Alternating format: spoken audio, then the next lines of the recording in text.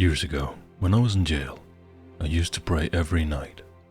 When you're little and you pray, it's because you want something from the world that you don't know how to get. When you're older, it's because the world wants something from you that you don't know how to give. The light would go out at 11 p.m., and I would pray to be a better man, humiliating myself before the arbitrating silence of my thoughts, begging and pleading and even screaming when the thoughts became too loud to contain. Then one night, an unscheduled cell search interrupted my routine. The inmates all had to wait against the wall while our block was cleared. And it was not until midnight when I was able to begin my prayers. All those years, my mother used to drag me down to the church. She never once told me that God isn't the one who listens to the midnight prayers. I began as I always do. I kneel on my bed, close my eyes, and with my hands clasped together, I'll ask, "Is anyone listening?" This was the first night that someone answered. Yes. I didn't dare to open my eyes, terrified that the reality of my cell would be all I saw. The voice was soft, patient, and infinitely sad, as though it had seen and heard more than its heart could bear, but had such respect for the suffering that it stoically refused to turn away. "I'm afraid," I said, because I knew at once that I could not lie to such a voice.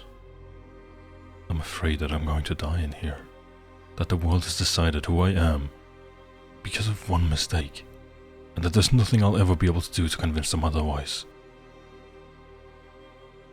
"You are right to be afraid," the voice said.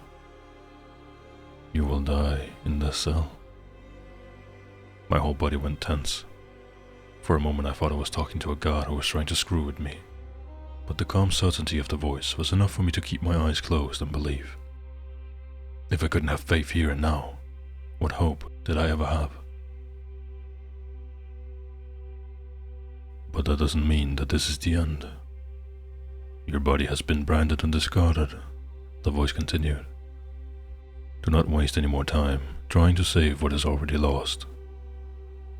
My soul, then, your soul, is hungry to keep living, and this is how you must feed it. Find and kill a human, and then take your own life. When these eyes close for the last time, the eyes of your victim will open, and you will be the one looking out." The strain to look at my savior was excruciating, but some instinctual terror forbade me. Either I would look upon some unspeakable abomination and be forced to abandon my hope of a new life, or I'd see some impostor and know it to be a lie. And if I don't like who I've become, I can kill again. I barely breathed the words. "Will I become a new person each time?" "As many times as you like," purred the presence. "When you're old and tired, taking a child will let dance this mad show again." My mind was racing, immediately disgusted but enthralled by the idea. "And if I die by chance, if I'm hit by a car or something, and I haven't killed anyone yet, where will I go then?" "That will be up to me to decide." The voice was smiling now. I don't know how I knew, but I knew. I couldn't take it anymore. If this was some sick joke, then I wanted to know before I betrayed anything more. I opened my eyes and flung myself in a rapid dash against my cell door. There was no one on the other side. No one in the corridor which stretched open before me. The voice did not speak to me again. I have prayed to be a good man, and this is how my prayers were answered. I will become a good man, but I had to find and kill him first. Killing another inmate would be pointless. Why start life again in another cell? It had to be a guard, someone with access to the outside, so I could make my way out and then kill again. It took me about a week for me to get a metal shiv that would be up to the job. I took my victim in the yard, doing the bedlam of a gang squabble. He was innocent of everything but standing next to me when the opportunity arose, and I do not wish to dwell on the incident with any more detail than that. I only had a few seconds before the other guards tackled me, but it was enough to force the shiv into my own heart As the light bled from me and the pain dissolved into oblivion, I prayed again for forgiveness. No answer came but the welcome darkness and the shearing white light which roused me in the hospital. I wasn't shackled. There was a woman leaning over my bed, shedding tears of joy that I was alright. Her name was Maria, and she didn't know that she was a widow now. There was a boy who wouldn't stop wailing and laughing. He didn't know that his father had died on that prison yard, or that I had taken his place. Was it a kindness that kept me from telling them the truth? They were so happy that I was alive, that they readily accepted my memory loss, although I did seem to maintain some of his muscle memories and habits. It started off as guilt that made me unwilling to leave them, but guilt alone could not endure for the years I have done. You probably wouldn't believe me if I told you I loved them as strongly as they loved me. But waking up with my new wife and staying strong for my boy, I've never been so happy as that.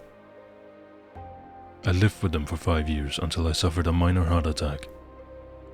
I felt like a ticking time bomb after that. The big one could happen any day, and this new life I had worked so hard for would be replaced by some unspeakable unknown. Giving up this new life was the hardest thing I've ever had to do, but I couldn't take the anxious suspense any longer. It was time to kill again, and again, and again. I wouldn't let myself get tied down like that again. That one was famous, or another one had a better house, or a hotter wife. The lives were a blur, fading in and out so quickly that I became everyone and no one. It turns out killing people is actually quite easy. It's not getting caught that's hard. But since I always sacrificed my own life in the same moment, getting caught was never an issue. I wanted to experience everything that life had to offer. One day I was a schoolgirl, and the next I was a professional athlete or a race car driver. Taking highly skilled people was my favorite, because, with a little practice and their muscle memory, I was just as good as they ever were. I spent several years as a number of prominent musicians, leaving a wake of scandals as I inevitably took my own life to move on again. I don't know many lifetimes I could have spent this way, but I never had the chance to explore them all. I was using a healthy body to experiment with a variety of drugs when I was ambushed by an undercover cop. I didn't have the chance to switch bodies again, and before I knew what was happening, I was back in jail. It was a minor possession charge, and I had plenty of money hidden away for bail, so I didn't make any fuss. The point is that I saw her again at that station. Maria was dating again. I guess she had a thing for a man in uniform.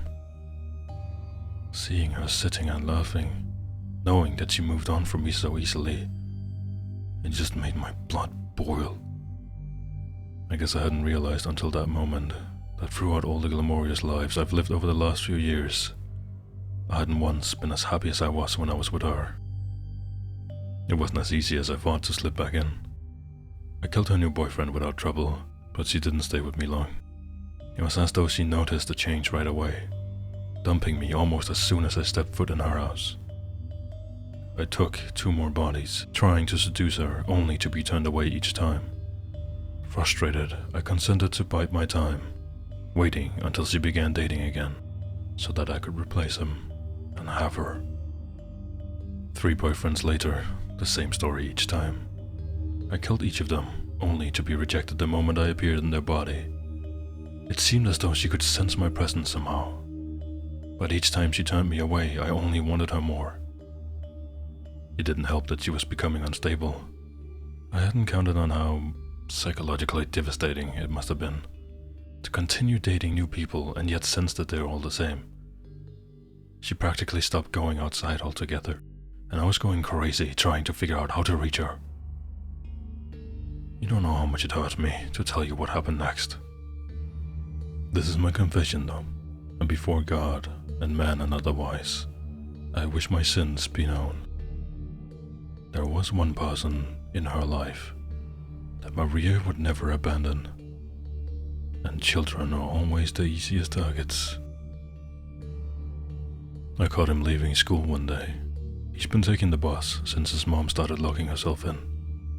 I was wearing the body of a policeman he'd grown up around, and he had no reason to suspect my intentions when I offered him a ride. I didn't drive him home though. I was taking him out into the woods where there wouldn't be a scene. Trying to get close to Maria through her son might seem strange to you, but after living so many lives, I wasn't encumbered with such artificial distinctions as romantic or maternal love. I wanted to be close to her again. I wanted her to love me. And if she was too broken to love another man, then I was willing to make a compromise on her behalf. Get out of the car, I ordered the boy who was once my son. Where are we? I thought we were going home. Just get out. Those big almond eyes stared at me for a long time. Then he smiled. Okay, I trust you, he said. We're going to play a game, okay? I got out of the car with him. My hand was cramping up from flexing beside my gun. Close your eyes. Okay? Don't open them. Promise me, okay? Okay, Dad. He closed his eyes.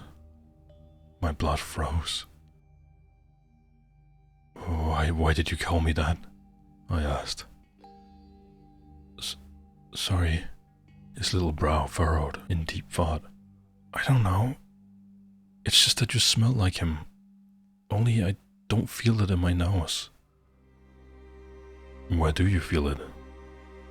The boy crossed his heart, still clenching his eyes shut. I slipped my gun back into its holster. The game goes like this. You count to 100 while I hide. When you open your eyes, you have to find me. Ready? Ready! When we finished playing, I told him to get back in the car and we drove back to his home. I didn't go in to see Maria. I just dropped him off and didn't look back. No matter what happens from this moment on, I know this life is going to be my last. I know it doesn't mean much, but for what it's worth, I'm staying on as a cop. I'm going to protect that boy and his mother for the rest of my life. When chance or old age takes me at last, I'll deserve whatever happens to me next. I have prayed to be a good man, and this is how my prayers are answered.